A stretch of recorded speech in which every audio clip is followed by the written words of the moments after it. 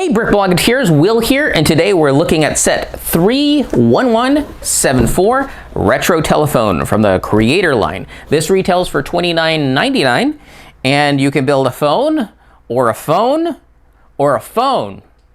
They're all retro style. So let's look at the main build. Well, first, the main build comes with two little side builds. Little Post-it note and a pencil to go with it.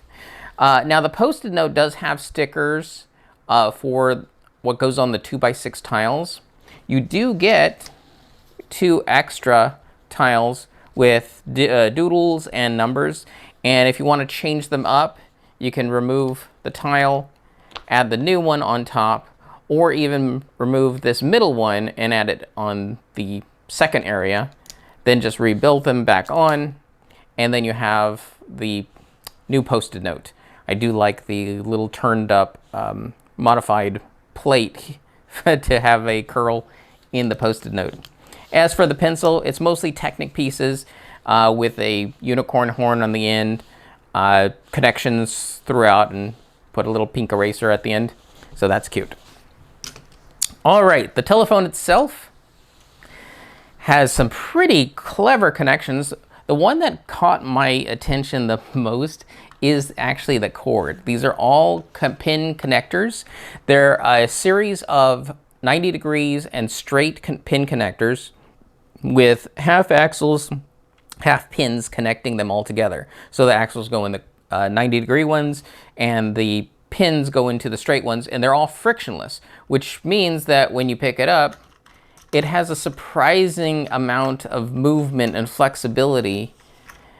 So much so that I was showing one family member and they're like, this is a fidget toy.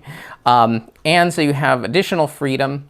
There's ball joints connected into the handset and to the back of the phone so that it can be in whichever position you need it to be. The receiver cradle has two pegs here that have a bit of a spongy quality.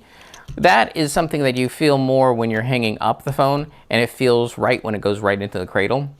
The dial for the rotary part does have, when you turn it and let it go, turns back. Now, when you initially build it, the way they show you in the model, the rubber band, I feel, doesn't give enough tension.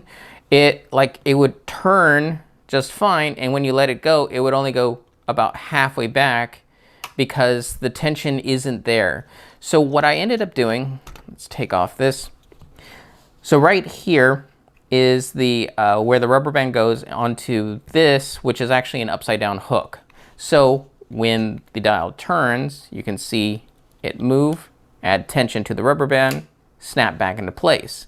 However, the rubber band would probably first start getting tension there, so that's the point where it would return to, and only having that much movement doesn't leave for a very exciting mechanism.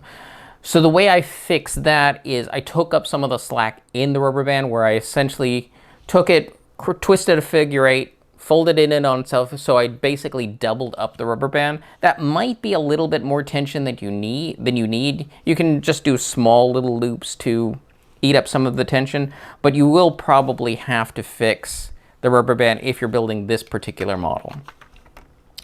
All in all, I really like these Creator retro whatever it is, whether it's a record player or a camera, because they often bring in some real life play elements that aren't traditional play elements. They're not shooting off a catapult, they're not dropping a minifigure or anything, but they're recreating and simulating a real life action, and that action feels extremely satisfying from a kinesthetic point of view, where you're just touching it and you're like, yes, this feels right. And I love whenever they do that.